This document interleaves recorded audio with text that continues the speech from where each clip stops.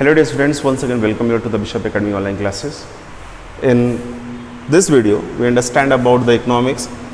In economics we understand about the second part of economics, that's name is the Indian economic development, and in Indian economic development we understand about the chapter number 2, that's name is the 5-year plan, and it is our second part of this chapter. So our today's topic is the capitalist economy, socialist economy and mixed economy.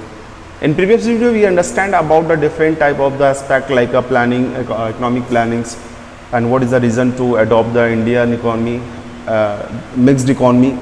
India को mixed economy के policy system को adopt करने का क्या जरूरत है, या कौन कौन से सिस्टम हमने पढ़े. सोशलिस्ट सिस्टम हमारा इकोनॉमिक सिस्टम में जिसमें हमने पढ़ा कि कई चीज़ें होती हैं, इसमें प्रोडक्शन होता है, फिर रिसोर्सेज की बात करता है और इसके साथ साथ कुछ फैक्टर्स की बात कर रहा था. ये लास्ट तमाम तरह की चीज़ें हमने पिछली वीडियो में देखा था. तो आज का जो हमारा टॉपिक है वो कैपिटलिस्ट, सोशलिस्ट और मिक्स्ड इकोनॉमी है. इसमें हम पढ़ेंगे पहले कैपिटलिस्ट इकोनॉमी के बारे में. तो जब हम बात करते हैं कैपिटलिस्ट इकोनॉमी के, तो एज अ लैंग्वेज इसके लिए कैपिटलिस्ट इकोनॉमी, अब एक छोटा सा वर्ड समझ लीजिएगा, that economy which is control and manage by the private individual is known as a private, ठीक है, और द कैपिटलिस्ट. तो यहाँ कहता है capitalist economy also called the market economy. Capitalist economy को हम मार्केट इकोनॉमी भी कहते हैं, और the capitalist economy is defined as the one in which the means of the production are owned by the individuals. Capitalist economy का sense क्या हुआ कि मीन्स ऑफ प्रोडक्शन जो होता है वो क्या कहता है, ओन्ड बाय द इंडिविजुअल्स, ठीक है. इंडिविजुअल्स को कंट्रोल और मैनेज करने का काम करते हैं. फिर ये भी कहता है individuals are free to take their economic decision as guide by the principle of profit maximisation. यहां फिर से समझ लिए, कैपिटलिस्ट इकोनॉमी वो इकोनॉमी होती है जिसको कंट्रोल और मैनेज करने का काम जो होता है एक इंडिविजुअल करता है, और जो क्या करता है, जो पूरी तरीके से फ्री होता है अपने इकोनॉमिक डिसीजन लेने के लिए, और वो भी प्रॉफिट मोटिव पे, ठीक है. That a person who are the control and manage their own organisation and free to take any type of the decision is known as a capitalist economy. That economy in which the most of the dealings is take by the individuals, यानी कि वो economy जिसमें ज़्यादातर लोग क्या करते हैं personally अपने से. अमेरिका की बात करें कैपिटलिस्ट इकोनॉमी, वहाँ जो इंडिविजुअल्स हैं वो फ्री हैं अपने प्रोडक्शन एक्टिविटीज़ को लेके, अपने मार्केटिंग पॉलिसीज़ को लेके, वो सब फ्री हैं, ठीक है. तो वो किस चीज़ को फॉलो करते हैं, कैपिटलिस्ट को. जब बात करते हैं इसके फीचर्स की, तो कहता है there is a private ownership of a means of production. Production का जो मीडियम है उस पर क्या होता है, प्राइवेट ओनरशिप होती है. दूसरा कहता है means of production are used in a manner such that the profits are maximise. अब इसमें क्या कहता है कि means of production are used in manners.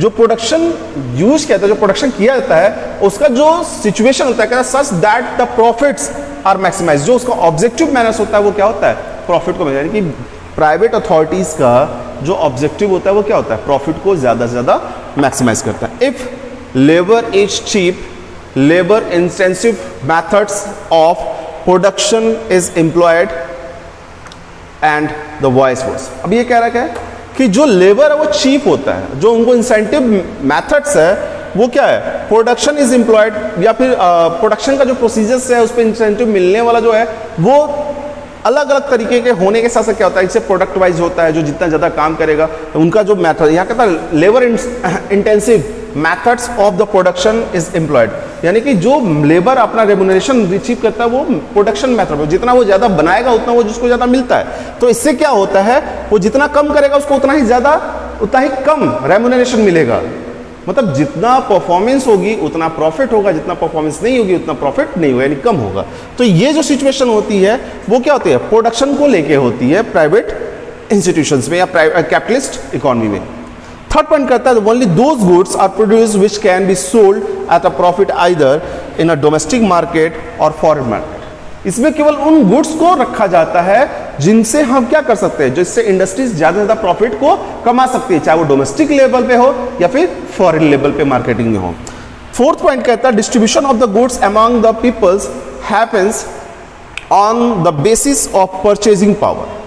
ठीक है, अब ये कह रहा है कि distribution of the goods among the peoples, जो लोगों के बीच में डिस्ट्रीब्यूशन होता है सामान का, happens on the basis of the purchasing power. वो तब होता है जैसे उनकी परचेजिंग पावर होती है, यानी कि खरीदने की क्षमता जितनी होगी that a person who are able to buy the more and more, he have a more and more purchasing power. छोटा सा example, if you have a 10 rupees maximum in your pocket and you have a purchasing power of only 10 rupees. If you have 100 rupees, then you have a purchasing power of 100 rupees. Same situation, जिसके पास जैसा था, कहता है the availability of the people to pay for the goods and the services. और वो लोग जो services और गुड्स को यूटिलाइज, उनके पास अवेलेबिलिटी होनी चाहिए, ठीक है, वो इस लायक हो, अवेलेबिलिटीज होनी चाहिए कि वो इसको पेमेंट कर सके जो भी गुड्स एंड सर्विसेज प्रोवाइड किया जा रहा है. फिर से समझ लीजिए, the distribution of the goods among the peoples happening on the basis of purchasing power, the availability of the people to pay for the goods and services. ठीक है, ये परचेजिंग पावर के ऊपर डिपेंड करता है इसका जो गुड्स एंड सर्विसेज का डिस्ट्रीब्यूशन है. फिर कहता है role of the government is largely confined to maintenance और of the law and order and defence of the country. इसमें क्या होता है कैपिटलिस्ट में, जो गवर्नमेंट का जो रोल होता है वो ज़्यादातर केवल लॉ एंड ऑर्डर को मेंटेन करना होता है और डिफेंस ऑफ कंट्रीज को मेंटेन करना है. कि वो जो डिफेंस सिस्टम होता है, ऐसा कोई प्रोडक्ट नहीं है जो हमारे डिफेंस को अफेक्ट कर रहा है या लॉ एंड ऑर्डर को फॉलो नहीं कर रहा है, ऐसे प्रोडक्ट को वो क्या कर सकता है, होल्ड कर सकता है, ऐसे प्रोडक्ट को वो बैन कर सकता है. लेकिन अगर कोई प्रोडक्ट है जो ऐसा कुछ नहीं कर रहा है जिससे लॉ एंड ऑर्डर डिस्टर्ब हो, डिफेंस के ऊपर कोई प्रॉब्लम है, तो उस सिचुएशन में वो अपनी मर्जी से जो चाहे वो कर सकता है. अब बात करते हैं मेरिट. मेरिट में आगे देखते हैं, the principal merits of this system is that it promotes self interest. इसका जो मेन मोटिव होता है प्रिंसिपल, इस मतलब कह लीजिए कि जो कैपिटलिस्ट इकोनॉमी का जो मेन प्रिंसिपल है, या मेन प्रिंसिपल मेरिट क्या है, सेल्फ प्रमोशन है, सेल्फ इंटरेस्ट, यानी कि अपने इंटरेस्ट को ज्यादा से ज्यादा इंपॉर्टेंस देना. और भी कहता है points are maximised and GDP growth is accelerate. अब इससे क्या होता है कि जो प्रॉफिट्स होते हैं, not a points, profit are maximise, profit ज्यादा होता है और जीडीपी ग्रोथ भी क्या होती है, तेजी से आगे बढ़ती है. यानी कि जिस कंट्री में क्या हो, कैपिटलिस्ट कंट्री हो या कैपिटलिस्ट इकोनॉमी हो, उस इकोनॉमी में क्या होता है, प्रोडक्शन अपनी मर्जी का प्रोड्यूसर करता है, उसको प्रॉफिट मोटिव पे बेचता है, ज़्यादा से ज़्यादा प्रॉफिट कमाता है. जब ज़्यादा से ज़्यादा प्रॉफिट कमाएगा तो वो ज़्यादा से ज़्यादा जीडीपी में पार्टिसिपेट भी करता है. डिमेरिट्स की बात करें तो इसमें कहता है principal demerits of this system is that ignoring the collective interest of the societies. इस सिस्टम का सबसे जो बड़ा डिमेरिट्स है वो क्या है, सोसाइटी का जो कलेक्टिव इंटरेस्ट, यानी कि सबको समान वाली सिचुएशन जो देखता है या सबके लिए सोचना, इसको यहाँ निग्लेक्ट कर देता है. फिर कहता है only those goods are produced which yield high profits according production is direct to satisfy the needs of the rich. अब यहाँ पे क्या कह रहा है कि इसमें केवल उन गुड्स को प्रोड्यूस किया जाता है जो क्या कहते हैं, ज्यादा से ज्यादा फायदा पहुंचाने वाले होते हैं. और तो और इसके अकॉर्डिंग अगर देखें तो ये क्या करते हैं, जो सामान बनाते हैं वो ज्यादातर रिच लोगों को सेटिस्फाई करने के लिए बनाते हैं. The poor people suffer the deprivation. अब पुअर पीपल्स क्या होता है, डिप्रेशन के थ्रू सफर करते हैं, उनको वो चीज जो नहीं मिलती जो रिच लोगों के पास होती है. फिर क्या कहता है, there is a growth without social justice. लेकिन यहाँ पे क्या होता है, अब अगर बात करें कैपिटलिस्ट इकोनॉमी में जो डिमेरिट्स आती है, वहां पे क्या होता है, ग्रोथ तो होता है लेकिन सोशल जस्टिस को मेंटेन नहीं करता. यहां कुछ क्वेश्चन बन सकते हैं कि in what type of economy the collective interest is ignored, तो आप कहेंगे कैपिटलिस्ट इकोनॉमी. या फिर यूं पूछ सकता है, in which economy the poors interest is not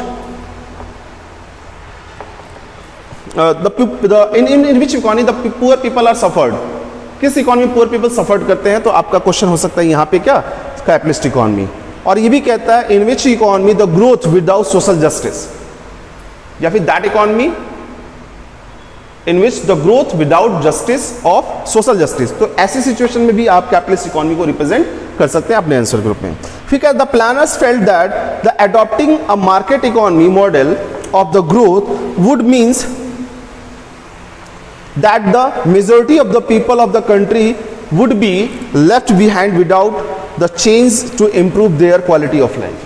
कहता कि अगर हम क्या करते हैं, जो हमारा इकोनॉमिस्ट मॉडल ऑफ ग्रोथ है, अगर उसको अडॉप्ट कर लेते हैं तो जो पुअर पीपल्स हैं, जो बहुत ही बड़ी क्वांटिटी में है, बहुत बड़ी संख्या में है, उनका क्या होगा कि वो क्या करेंगे कि would be left behind without change to improve their quality of life.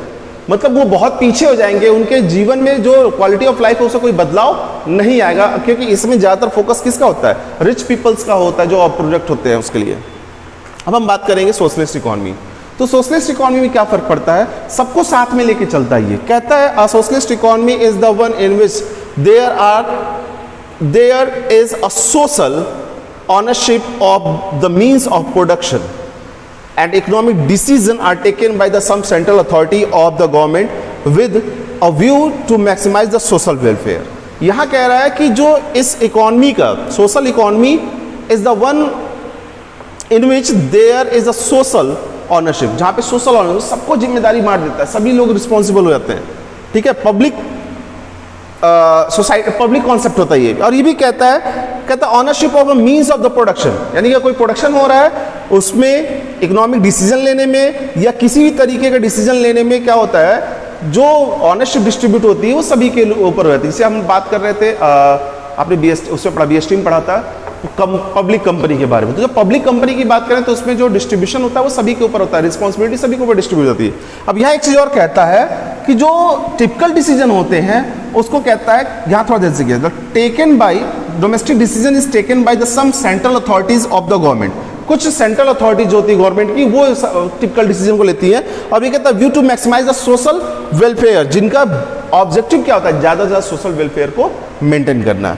It is assumed that the government knows what is the best for the country। ये assume किया जाता है या गवर्नमेंट जानती है, ये मान चला जाता है कि गवर्नमेंट जान रही है कि हमारी कंट्री के लिए क्या बेहतर है। अभी कहता है and so individual desire are not given the priority. इस वजह से यहाँ पे इंडिविजुअल डिजायर को क्या प्रियोरिटी नहीं दी जाती है। इंडिविजुअल डिजायर कैपिटलिस्ट में प्रियोरिटी दी जा रही थी, लेकिन सोशलिस्ट में प्रियोरिटी नहीं दी जाती है। फीचर्स की अगर बात कर लें तो यहाँ कहता है main means of the production is the collectively owned by the society as well as whole. अगर देखें तो जो प्रोडक्शन का कॉन्सेप्ट है वो सोसाइटी को फोकस करके किया जाता है, चाहे एक साइड की बात करें या पूरी सोसाइटी की। और there is a public ownership of the means of the production, और जो प्रोडक्शन होता है उसमें भी पब्लिक ऑनरशिप होती है, यानी कि अगर देखें तो गवर्नमेंट अथॉरिटीज होती है, ठीक है। और ये भी क्या, there is no private properties, और ये कोई प्राइवेट प्रॉपर्टी नहीं होती।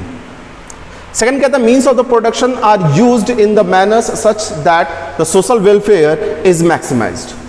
अब ये कहता है जो प्रोडक्शन का मीन्स है, ठीक है, वो कहता है manner the social welfare is maximised, social welfare ज्यादा से ज्यादा हो, इसको फोकस करके इसके प्रोडक्शन एक्टिविटीज को यूज करने का काम किया था। प्रोडक्शन जो इसमें होता है उसमें ज्यादातर चीजें ऐसी बनाई जाती है जो सोशल वेलफेयर के लिए यूज होती हैं, ठीक है। There is a direct participation of the government in the process of the production. यहाँ पे प्रोसेस ऑफ प्रोडक्शन में क्या होता है, गवर्नमेंट का सीधा सीधा पार्टिसिपेशन होता है, यानी इस तरह के प्रोडक्शन एक्टिविटीज को गवर्नमेंट सीधे अपने कंट्रोल में लेके करती है। The role of the government is not the merely confined to law and order and defence.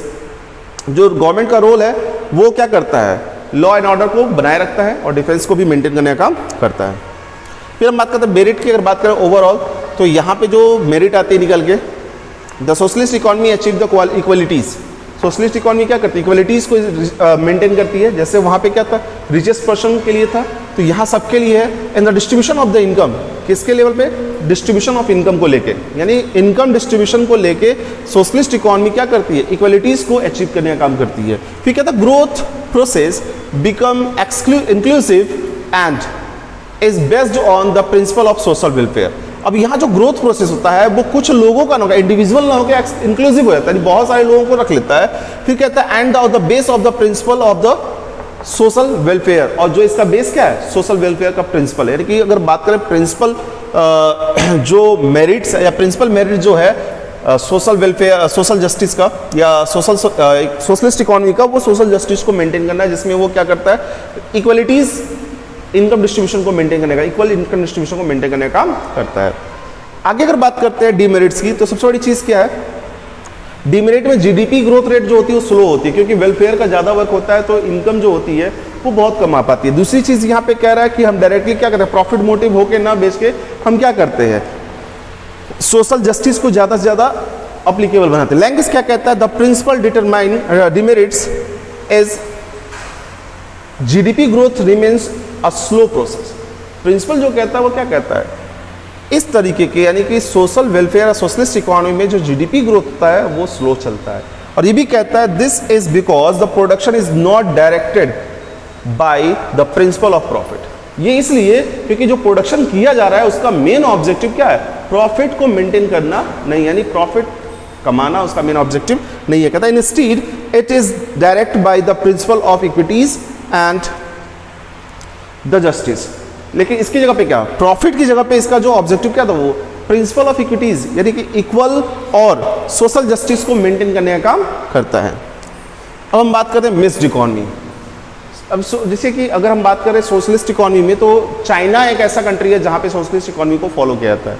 अब यहां जब बात करते हैं, a mixed economy is the one in which there is a private as well as the public ownership of means of production. Mixed economy में दोनों आते हैं, प्राइवेट ऑनरशिप भी आती है और पब्लिक ऑनरशिप भी आती है। मतलब production decision are governed largely by the principle of the profit maximisation. कहता the production decision are governed largely, government के थ्रू इसको ज्यादातर किया जाता है। और ये भी कहता है लेकिन उसमें जो होता है by the principle of the profit maximisation, जिसका प्रिंसिपल भी क्या होता है, ज्यादा से ज्यादा प्रॉफिट को कमाना। फिर कहता है but not without the checking and the balance of the social justice. लेकिन उसके बगैर नहीं, क्या सोशल जस्टिस के साथ ज्यादा से ज्यादा प्रॉफिट को अर्न करना ही क्या कहलाता है, हमारा एक मिक्स्ड इकोनॉमी को रिप्रेजेंट करता है। अब फीचर की अगर बात कर लें इसके, तो इसमें कहता है means of the production are owned by the private entrepreneur as well as the government. यहाँ दोनों मैनेज करने का, प्राइवेट भी और गवर्नमेंट भी यहाँ पे मैनेज करने का काम करती है प्रोडक्शन को। फिर कहता है in the private sector the production decision are governed by the principle of the profit maximisation while the public sectors the social welfare rules is rooted. अब यहाँ कहता है जो प्राइवेट सेक्टर्स होते हैं, जो प्रोडक्शन डिसीजन होता है, उसका जो मेन मोटिव होता है वो प्रॉफिट मोटिव होता है। लेकिन वहीं पे जब हम बात करते हैं पब्लिक सेक्टर्स का, तो सोशल वेलफेयर की बात करता है, जो मेन होता है, यानी उसका मेन ऑब्जेक्टिव पब्लिक सेक्टर का सोशल वेलफेयर होता है और मेन ऑब्जेक्टिव प्राइवेट सेक्टर का मैक्सिमम बेनिफिट को मेंटेन करना होता है, यानी प्रॉफिट मैक्सिमाइजेशन होता है। कहता both private and the public sectors play the significant role in the process of the production. ये दोनों क्या करते हैं, पब्लिक और प्राइवेट दोनों बहुत ही अच्छा रोल प्ले करते हैं। किसके लिए, प्रोडक्शन के लिए, यानी कि इकोनॉमिक एक्टिविटीज में दोनों का बहुत इंपॉर्टेंट रोल होता है। अब मेरिट की बात कर लें तो यहां साफ साफ कहता है the principal merits of the maximised economy is that it combined the merits of capitalist as well as socialist. इसका प्रिंसिपल अब क्या होता है, कहता है कि दोनों का जो मेरिट होता है ये कंबाइन करता है। फिर कहता है on the one hand the GDP is encourage, GDP growth को क्या करता है, इनकरेज करता है, because the private entrepreneurs are free to focus on the profit maximisation.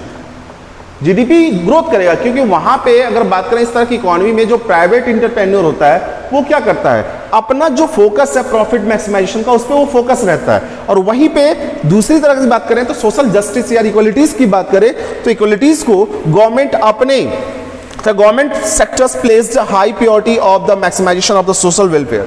Government क्या करती है, हाई प्रायोरिटी देने का काम करती है सोशल जस्टिफिकेशन का, यानी कि इंपॉर्टेंस देती है सोसाइटी को।